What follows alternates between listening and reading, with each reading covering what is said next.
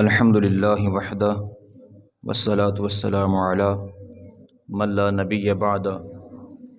اما بعد فاعوذ باللہ من الشیطان الرجیم بسم اللہ الرحمن الرحیم وآیۃ لہم اللیل نسلخ منہ النہار فإذا هم مظلمون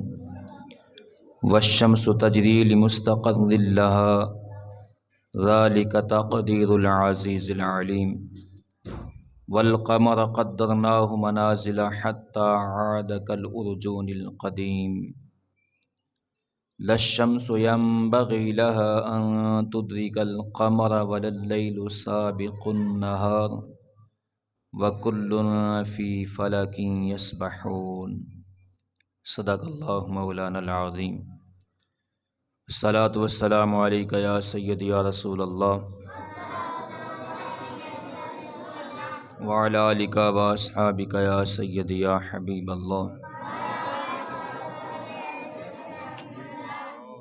الصلاة والسلام عليك يا سيدي يا نبي الله وعلى آلك وأصحابك يا سيدي يا رحمة للعالمين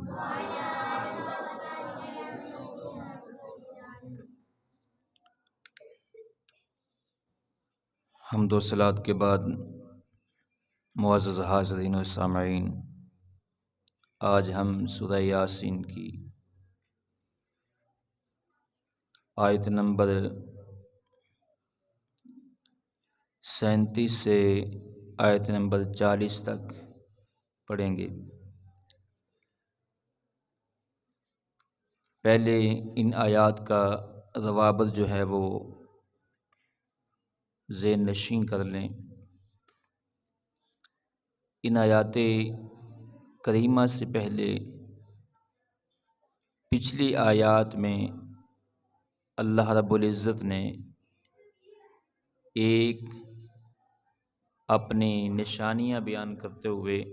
ایک بستی کا تذکرہ فرمایا کہ جو رسولوں کی تکذیب کرتے تھے اور ان پر اللہ کا عذاب آیا، اور پھر اس مردہ زمین کا رب العالمین نے تذکر فرمایا اپنی نشانیاں بیان کرتے ہوئے کہ اس زمین کو ہم نے زندہ کیا اور پھر اس کے اندر ہم نے سبزہ اگایا، چشمے جاری کیے اور پھل پیدا کیے جن سے وہ کھاتے ہیں، اور پھر رب العالمین نے اپنی پاکی بیان کرتے ہوئے تذکرہ فرمایا کہ اس زمین کے اندر پھر ہم نے ہر قسم کے جوڑے پیدا کیے، اور صرف انسانوں اور حیوانوں میں نہیں، جمادات کے اندر بھی ہم نے جوڑے پیدا کیے۔ اور اب جو اللہ رب العزت اپنی دوسری نشانی کا تذکرہ فرماتے ہوئے ان آیات کریمہ میں رب العالمین نے فرمایا وَآیَةٌ لَهُمُ اللَّيْلُ نَسْلَخُ مِنْهُ النَّهَارَ فَإِذَا هُمْ مُظْلِمُونَ۔ ان آیات کریمہ میں رب العالمین نے سورج اور چاند اور ستاروں کا تذکرہ فرمایا، اور یہ بھی اللہ تعالیٰ کی نشانیاں ہیں۔ پہلے مردہ زمین کا تذکرہ کیا، مردہ زمین کے اندر سبزہ اگانے کا تذکرہ کیا، اور چشموں کا تذکرہ کیا۔ ظاہر ہے کہ زمین جب سبزہ اگاتی ہے تو اس کو پانی کی ضرورت ہوتی ہے، تو رب العالمین نے چشموں کا تذکرہ فرمایا، اور ان کے اندر کوئی بھی چیز جو ہے وہ جس طرح کے انسان ہیں، حیوانات ہیں، تو جب تک جوڑا نہ ہو آگے نسل نہیں بڑھتی۔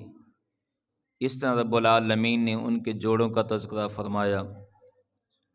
کہ تلقی عمل کا جو سلسلہ ہے ان کے اندر وہ ہوا کے ذریعے ہوتا ہے جمادات کے اندر، اور پھر سورج اور چاند کا تذکرہ فرمایا کہ سورج چاند کا جو عمل نہ ہو تو سورج نہ نکلے تو فصل نہیں ہوتا، اور چاند نہ نکلے تو ان کے اندر مٹھاس نہیں آتی، اور ستاروں کا تذکرہ فرمایا کہ ستاروں کے ذریعے انسان اپنی سفر کی منزلیں جو ہیں وہ طے کرتے ہیں، تلاش کرتے ہیں، اور سمندروں کے اندر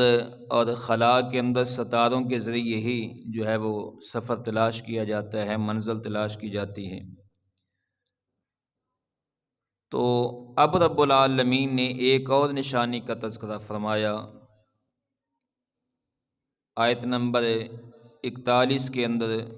فرمایا وَآیَةُ اللَّهُمْ أَنَّا حَمَلْنَا ذُرِّيَّتَهُمْ فِي الْفُلْكِ الْمَشْحُونِ، اور ایک نشانی ان کے لیے یہ بھی ہے کہ ہم نے سوار کیا ان کی اولاد کو ایک کشتی میں جو بھری ہوئی تھی۔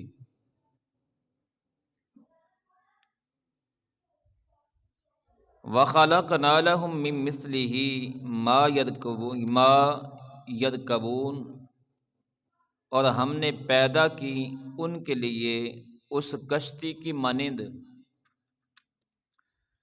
اور چیزیں جن پر وہ سوار ہوتے ہیں۔ وَإِن نَّشَأْ نُغْرِقْهُمْ فَلَا صَرِيخَ لَهُمْ وَلَا هُمْ يُنقَذُونَ، اور اگر ہم چاہیں تو انہیں غرق کر دیں، پس کوئی ان کی فریاد سننے والا نہ ہو اور نہ ڈوبنے سے کوئی بچا سکے ان کو۔ إِلَّا رَحْمَةً مِّنَّا وَمَتَاعًا إِلَىٰ حِينٍ، سوائے اس کے کہ ہم ان پر رحمت فرمائیں اور ان کو کچھ وقت تک لطف انداز ہونے دیں، ان کو کچھ مہلت دے دیں۔ اب یہاں ایک اور نشانی گنوائی جا رہی ہے کہ اگر وہ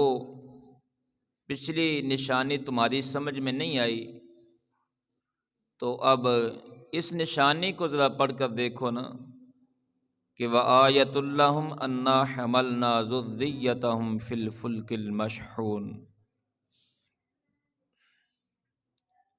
اور ایک نشانی ان کے لیے یہ بھی ہے کہ ہم نے سوار کیا ان کو، اور ان کی اولاد کو ایک کشتی میں جو بھری ہوئی تھی۔ یہاں اس کشتی سے مراد محدثین نے کشتی نوح کا تذکرہ فرمایا ہے کہ یہاں کشتی سے مراد کشتی نوح ہے۔ تو فرمایا کہ ہماری قدرت کی مذکورہ بالا آیات کبریٰ اور روشن نشانیوں کو اگر تم پوری طرح سمجھ نہیں سکتے تو یہ بات تو ہر روز تمہارے مشاہدہ میں ہے، ہر روز تم دیکھتے ہو کہ ہم نے دریاؤں اور سمندروں کو تمہارا تابع فرمان بنا دیا ہے۔ وہ کشتی جو سامان اور سواریوں سے بھری ہوئی ہو، جس سے مراد مفسرین سفینہ نوح بھی لیتے ہیں، فرمایا کہ جو سواریوں سے اور سامان سے بھری ہوئی ہو اور تیز ہوائیں بھی ہوں، اور جو ہے وہ بڑی موجیں بھی ہوں پانی کی، اور موجیں آپس میں ٹکرا رہی ہوں، ان موجوں سے جو اس کشتی سے کو بچا کر کنارے لگاتا ہے وہ کون ہے؟ کیا تمہارا فن جو ہے اس کشتی کو کنارے لگاتا ہے؟ جیسے کہ آج جب سائنس ترقی کر گئی تو ایک گروہ کا عقیدہ یہ ہے، وہ کہتے ہیں کہ جو سمندر میں کشتیاں چلتی ہیں یہ تو ہمارے فن کی وجہ سے ہیں، ہم ان کو بنائی ایسے دیتے ہیں کہ وہ ڈوب نہیں سکتی۔ تو اللہ فرماتا ہے کہ وہ تمہارے فن سے کنارے نہیں لگتی۔ اور آگے رب العالمین نے ان کے فن کا جو غرور تھا ان کے اندر فن کا، اس کو توڑتے ہوئے رب العالمین نے فرمایا وَإِن نَّشَأْ نُغْرِقْهُمْ فَلَا صَرِيخَ لَهُمْ وَلَا هُمْ يُنقَذُونَ، اگر ہم چاہیں تو انہیں غرق کر دیں، انہیں ڈبو دیں، اور جب تم غرق ہو رہے ہو پھر تمہاری فریاد سننے والا بھی کوئی نہ ہو، اور ڈوبنے سے تمہیں کوئی بچا بھی نہ سکے۔ فرمایا یہ بڑے بڑے جہاز جو ہزاروں لوگوں کو اٹھا کر اور سینکڑا ٹن وزن جو ہے وہ اٹھا کر جب سمندر میں چلتے ہیں تو تمہارے فن کی وجہ سے وہ نہیں بچتے۔ کس وجہ سے بچتے ہیں؟ کون بچاتا ہے انہیں دریاؤں کی موجوں سے، سمندروں کی موجوں سے کون بچاتا ہے؟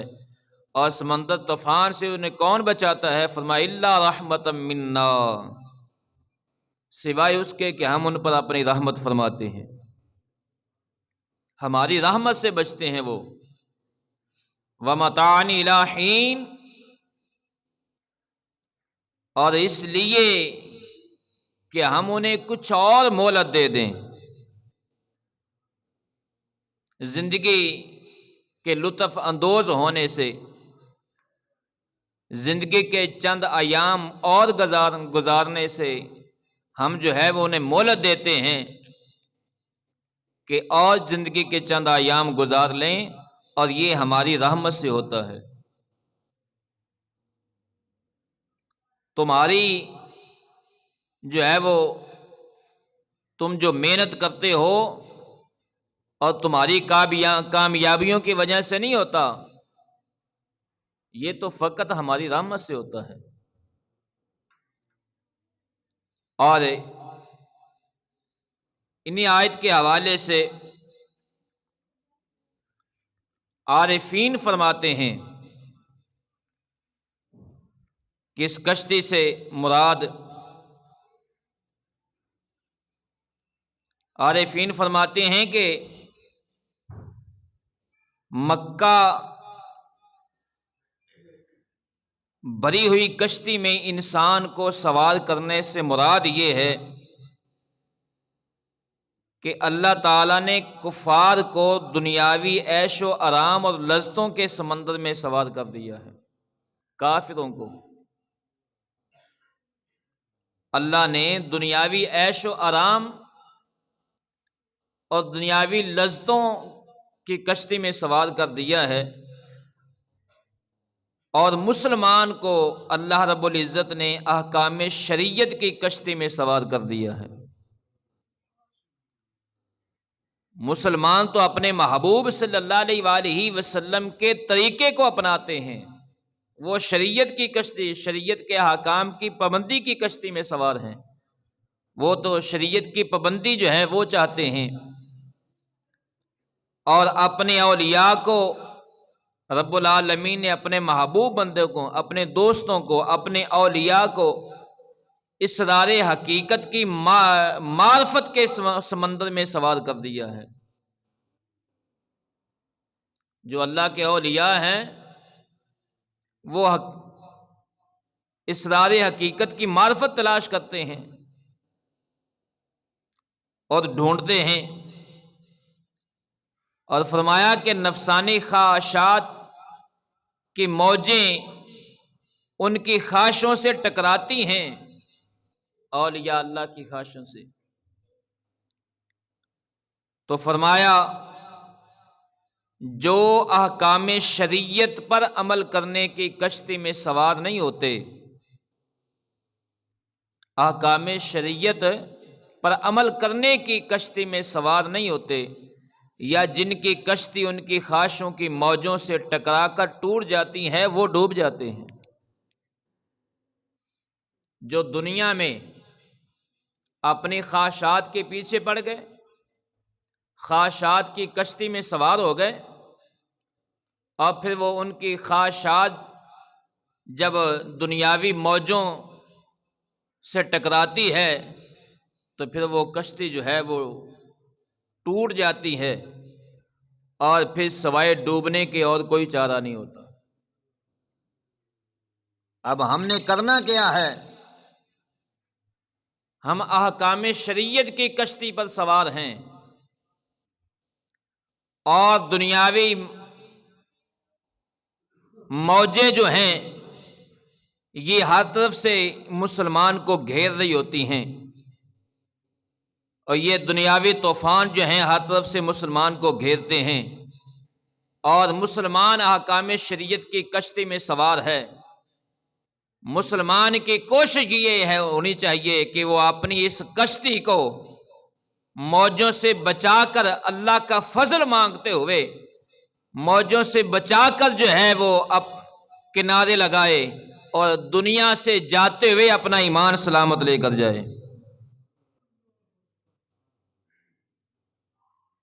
ہر مسلمان جو ہے احکام شریعت کی کشتی میں سوار ہے، اور اس نے اپنی کشتی کو دنیاوی خواہشات سے بچانا ہے۔